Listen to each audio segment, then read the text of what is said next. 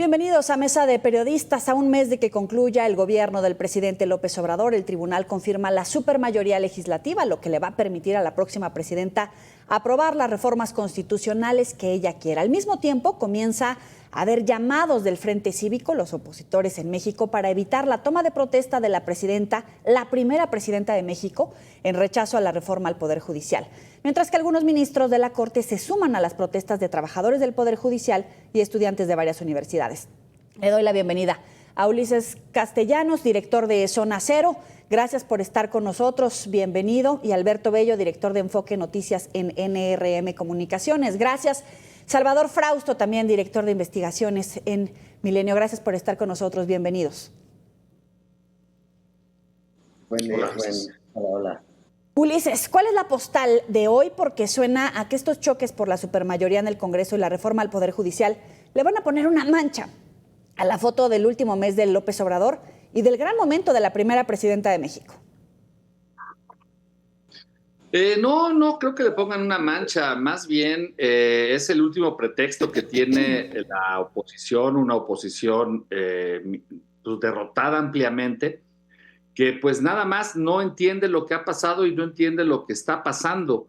Estoy al tanto de ese llamado que hizo el Frente Cívico para la toma de posesión de Claudia.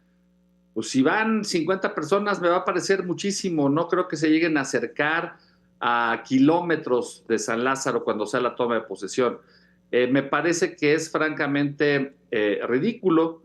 Ya vimos, hoy se tomó posesión en ambas cámaras, tanto en diputados como en senadores, con todo y la repartición proporcional que establece la ley, que ya avaló el tribunal, que ya avaló el INE. Y yo creo que el país pues debe serenarse, ¿sabes? Debe serenarse. Sí considero, como lo dijimos alguna vez, incluso antes de las elecciones, cuidado con el último año del sexenio, cuidado con los últimos meses. Siempre son históricamente los más peligrosos porque se desbalancea el poder y estamos viendo ahorita un par de frentes abiertos, yo diría, ¿no? El tema de esto que está pasando en Sinaloa desde la presunto secuestro del Mayo y el asunto del Poder Judicial. Esperemos que se serenen de aquí al 1 de octubre.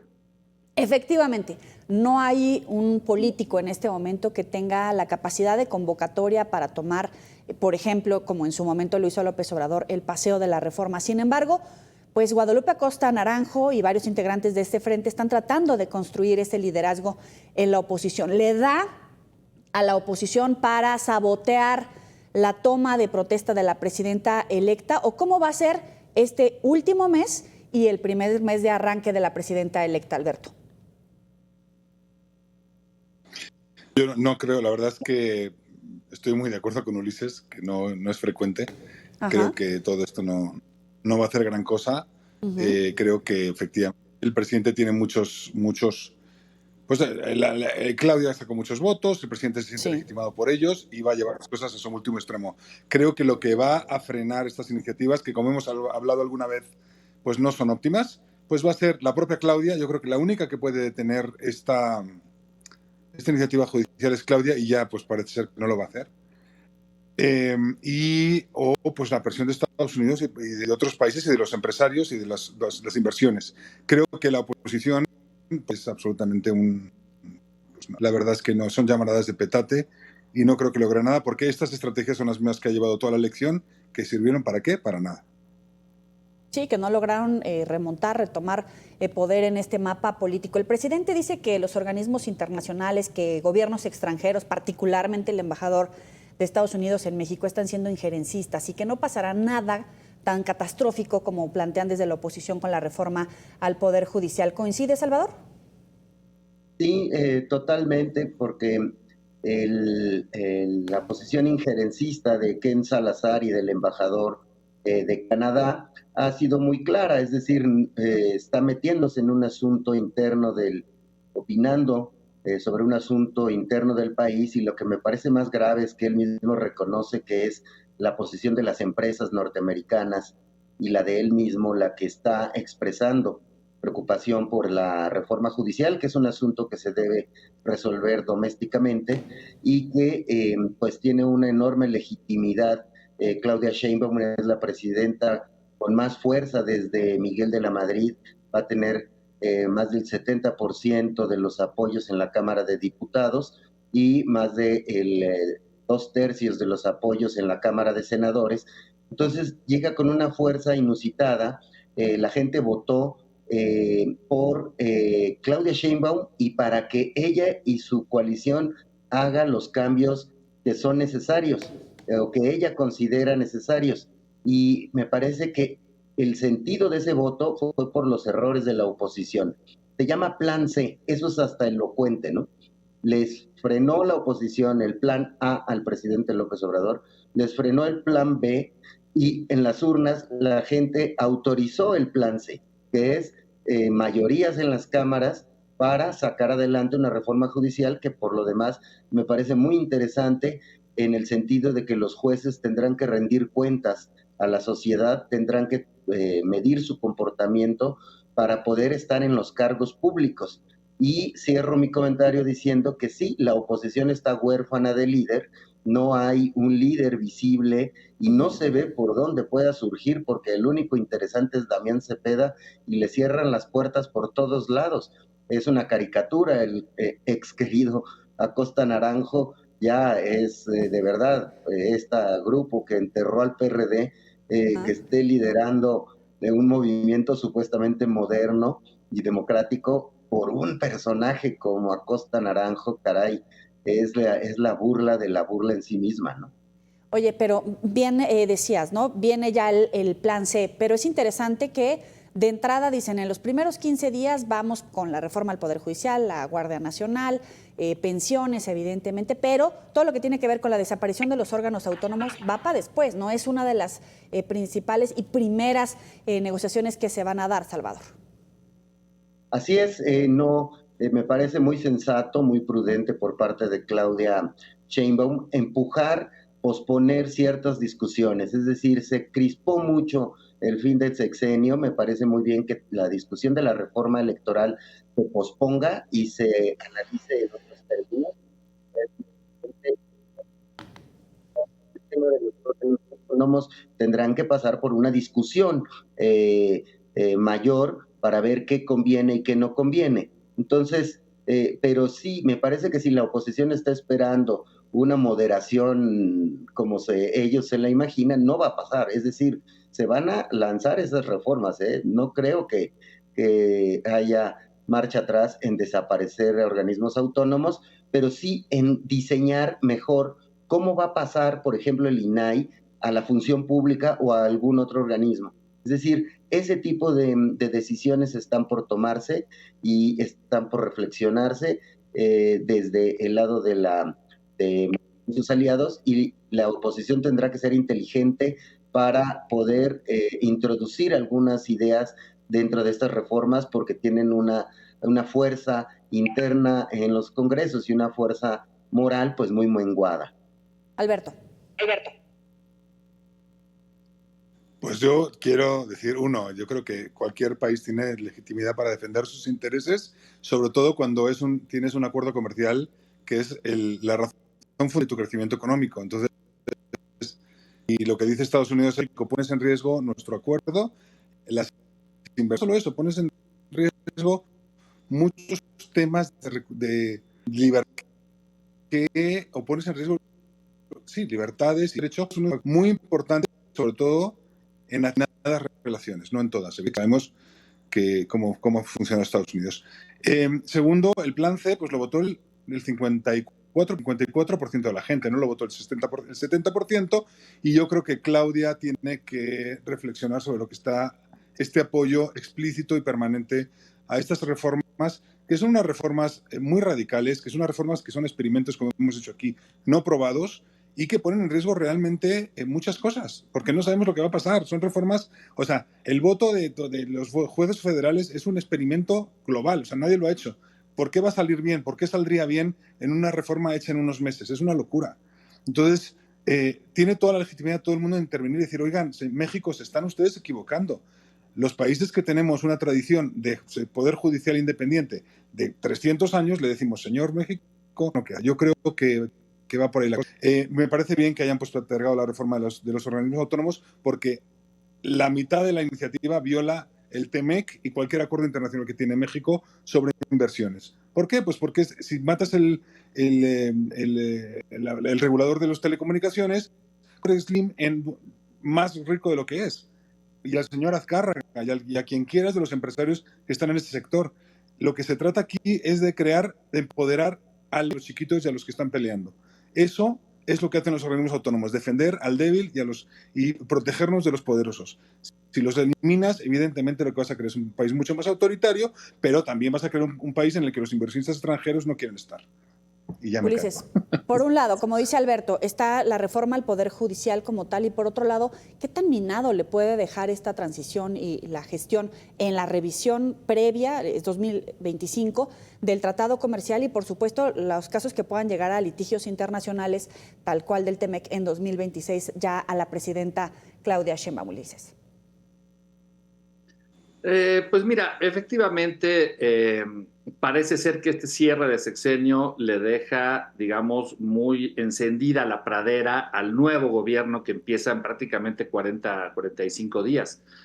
Desde el punto de vista más sano políticamente, quizá lo que más convendría era que esto empezara a discutirse a partir del siguiente gobierno. Aquí se está discutiendo a partir de los que se fueron y ya de las nuevas cámaras que ya se instalaron hoy. Uh-huh. Porque el presidente tiene prisa y porque el presidente quiere dejar la impronta de que él echó a andar la reforma judicial. Si atendemos lo que dice Ricardo Monreal, lo que dijo hoy mismo, dijo que para el día 15 de septiembre por lo menos 3 reformas estarían presentadas o encaminadas o votadas. Una es la judicial, la otra es la de la Guardia Nacional y otra más sobre los derechos indígenas, ¿no? Sobre los derechos indígenas. Uh-huh. Esas 3. Yo creo que como son 20 las propuestas de López Obrador, efectivamente no les va a dar tiempo de resolverlas, discutirlas y votarlas en 30 días antes de que se vaya el presidente. Obviamente la más ruda de todas es la del Poder Judicial y es donde estamos viendo en este momento los paros regionales, los paros a nivel nacional, lo que está pasando en la Suprema Corte, de un poder que evidentemente se va a resistir a reformarse. 10 segundos, Ulises. Porque desconocemos la cantidad de complicidades que hay allá adentro y estamos viendo que están dispuestos a defenderlo con todo. Vamos a hacer la pausa aquí en Mesa de Periodistas. Volvemos. Nosotros en Mesa de Periodistas, Michelle Rivera, periodista en Radio Fórmula. Gracias por sumarte. Oye, el último informe del presidente, éxitos y fracasos, rápidamente. Así es, bueno, les comento a todos que lo que considero yo que el presidente hablará lo que ya ha mencionado en las conferencias matutinas, será un recuento de información. Sin duda lo que habrá, yo pienso, de refrendar este fin de semana es el objetivo de la Cuarta Transformación y que debe continuar con Claudia Sheinbaum. Así lo veo yo, la verdad. Programas sociales como un gran logro para algunos, aumento al salario mínimo, romper paradigmas, incluso reconfigurar el mapa político, depurar las listas de algunos partidos políticos. ¿Esos serían algunos de los logros? ¿Ves otros? ¿Coincides con eso, Salvador, o ves un punto de vista diferente? Creo que el gran logro, el gran mérito del sexenio de López Obrador estuvo sobre todo en el aumento del salario mínimo, en primer lugar. En ese mismo sentido, el fortalecimiento de los programas sociales, es decir, una gran cantidad de mexicanos se benefició directamente de este acento social del gobierno obradorista en sus vidas concretas, es decir, el dinero de nuestros impuestos está siendo usado para beneficiar a los menos favorecidos. Ese sin duda me parece que es uno de los temas centrales, además de voltear a ver a las clases desprotegidas como el acento central del gobierno obradorista. Salieron de la pobreza más de 5 millones de mexicanos, eso es una hazaña, y que eso le dio una legitimidad para que tuviera esa cantidad de votos en las urnas. Yo discrepo de Alberto Bello en el sentido de que hay 2 maneras de mirar cuántos votos tuvieron para el Congreso los dos grandes polos. Si uno lo mide por porcentajes de votos, fue el 53% de los votos, pero si lo mides por distritos, son 256 de 300 distritos los que ganó Morena para la Cámara de Diputados, es decir, el 85% de la representación tendrían Morena y sus aliados si no hubiera plurinominales. Y en el Senado ganaron 30 de 32 estados, es decir, 93% del Senado lo tendría Morena y sus aliados si no hubiera plurinominales. Es decir, es un golpe de fuerza del morenismo impresionante, como no ocurría desde Miguel de la Madrid, y eso le da una legitimidad muy fuerte. Y cierro diciendo, los grandes pendientes de este sexenio fueron salud, educación y seguridad. Ahí vienen los grandes retos para Claudia. Alberto. Yo lo que creo es una política social que se enfoca en salud y en educación, y yo creo que esos son dos grandes fracasos de esta administración. Grandes éxitos, creo que toda la política laboral, más allá del salario mínimo, es extraordinariamente eficaz. Lo que se hizo contra las empresas, contratación ilegal, ¿cómo se llama? Outsourcing, todo eso fue muy exitoso, ligado a un incremento del salario mínimo, ha permitido una mayor contratación. Eso creo que es muy valioso y ha sido una extraordinaria aportación. El enfoque en la política social verbalizado, que yo no creo que haya sido eficaz tal y como se ejecutó. Creo que hay muchas críticas de especialistas que pues muestran cómo no es el camino adecuado, pero el que se haya hablado de ello creo que también es. Y eso es lo que pienso. Creo que es una presidencia que ha sido muy política, muy enfocada en derrotar a sus adversarios, que gran parte de las medidas van con dedicatoria, y yo creo que eso es poco presidencial. Yo creo que eso es algo que la historia pues va a López Obrador con lo positivo, y lo negativo va a ser que sus iniciativas llevan dedicatoria, y así no se hace un país. Eso es lo que pienso. ¿De venganzas, Ulises? Sí. Bueno.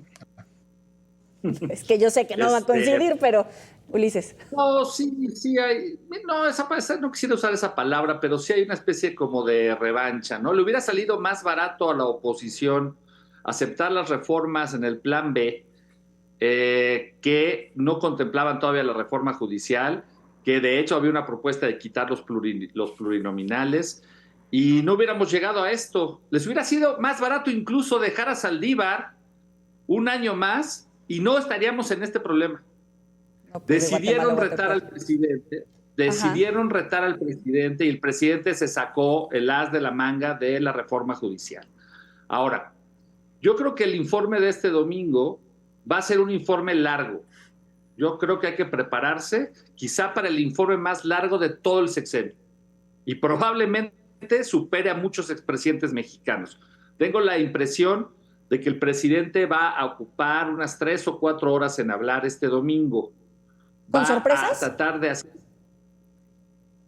no sé si con sorpresas, más bien siento que va a ser una especie de, va a englobar todo el sexenio y todos los logros que desde su punto de vista se realizaron. Va a ser un informe largo y va a dar para todo el siguiente mes, ¿no? Aparte de lo del Poder Judicial, aparte del problema que se está generando con este asunto pues de la reforma judicial. Por lo demás, lo que sigue es la toma de posesión de Claudia Sheinbaum, o sea, un mes después.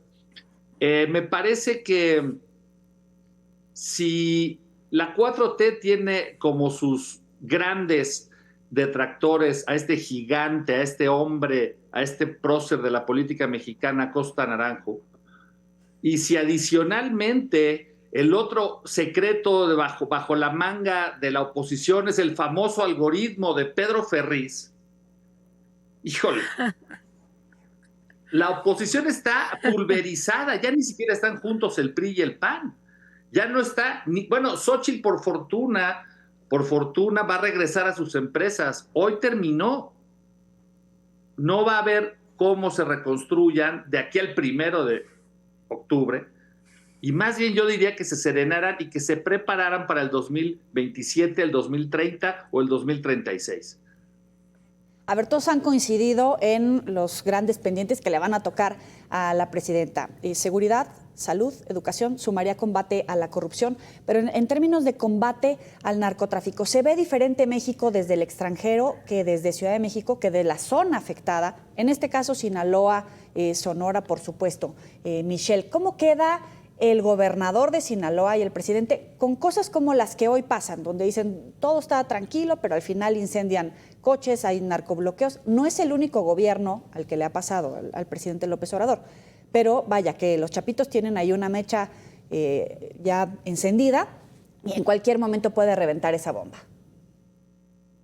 La verdad es que Estados Unidos ve a México como que tiene funcionarios que no pueden resolver este problema. Y por eso ellos tienen representantes como de la DEA, del FBI, trabajando, caminando entre nosotros para poder obtener información de inteligencia. Por eso hay informantes. Eso lo sabe quien se especializa en temas de seguridad y lo saben las autoridades. A Sonora le salpica Sinaloa. El cártel de Sinaloa tiene presencia en Sonora porque somos el estado de trasiego, sobre todo recientemente de fentanilo. Para Estados Unidos, México no hace una gran labor para detener la droga, para detener lo que le está matando a más de 100,000 personas anualmente. Y yo creo que es uno de los grandes retos, al menos en la frontera. Pero ahora yo pensé que íbamos tranquilos. Cuando se atraviesa lo de la reforma, pues lo dice una periodista que está en la frontera, y enseguida una empresa de licuefacción que iba a dar más de 13,000 empleos decide ponerse en pausa hasta el próximo año, hasta que pasen, dicen ellos, las elecciones de Estados Unidos. Pero estoy segura que se debe a la reforma al Poder Judicial y a los temas de inseguridad. Hoy estamos en medio de un estado donde asesinan ganaderos, donde asesinan a turistas en carreteras, y este diagnóstico lamentablemente no lo aceptan las autoridades. Mientras no aceptan el diagnóstico no habrá una respuesta, obviamente, a esta enfermedad. Uno de los grandes retos de López Obrador, de Rubén Rocha Moya, pero también de Alfonso Durazo, exsecretario de Seguridad Pública, que no puede con su estado. El cártel de Sinaloa es un as bajo la manga contra el gobernador o incluso contra el presidente una vez que ya no sea presidente, Ulises. El crimen organizado en general es una grave preocupación para cualquier gobierno. Es decir, yo no veo esa famosa vinculación estrictamente entre el cártel de Sinaloa y el gobierno del presente. Por lo menos no hay pruebas de eso. Deberíamos hacer mejor el trabajo desde el gobierno. ¿Debería el gobierno hacer mejor el trabajo sobre seguridad? Sin duda. A mí me parece que una de las cartas fuertes, ahí sí, para el próximo gobierno, con Claudia, sería Omar García Harfuch. Tendrá una perspectiva distinta, que es mucho más técnico, que es un perfil policíaco, más policíaco que político, y yo espero que ahí haya resultados. De hecho, es muy importante la parte de seguridad si la 4T pretende navegar bien el próximo sexenio e incluso refrendar este triunfo dentro de 6 años.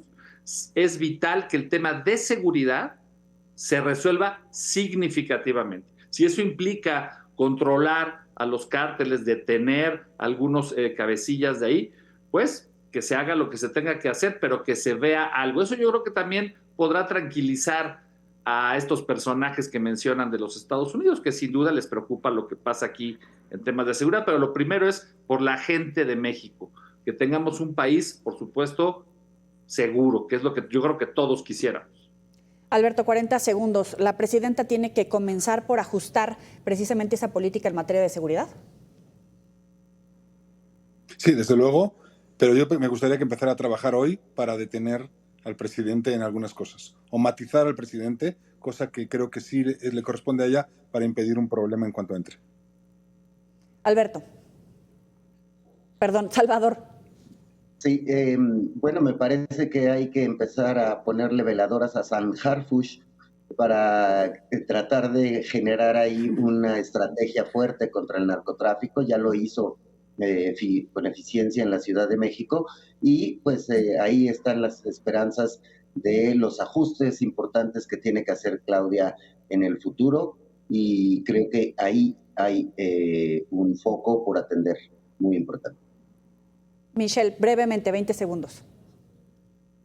nada, justamente hablando de Omar García Harfuch, tiene la idea de implementar lo que hizo en Ciudad de México y sumar a SENACE, un equipo técnico de inteligencia, hacer una policía grande y trabajar con las fiscalías. Dijo que necesitan una reforma en las fiscalías y hay fe, yo espero, así, yo sí le enciendo la veladora a Harfuch para que nos vaya bien a Sonora y a todo el país.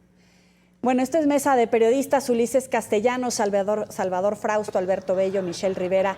Gracias por estar con nosotros aquí en Mega Noticias. Hasta pronto. Un placer. Gracias. Nos vemos la próxima. Esto fue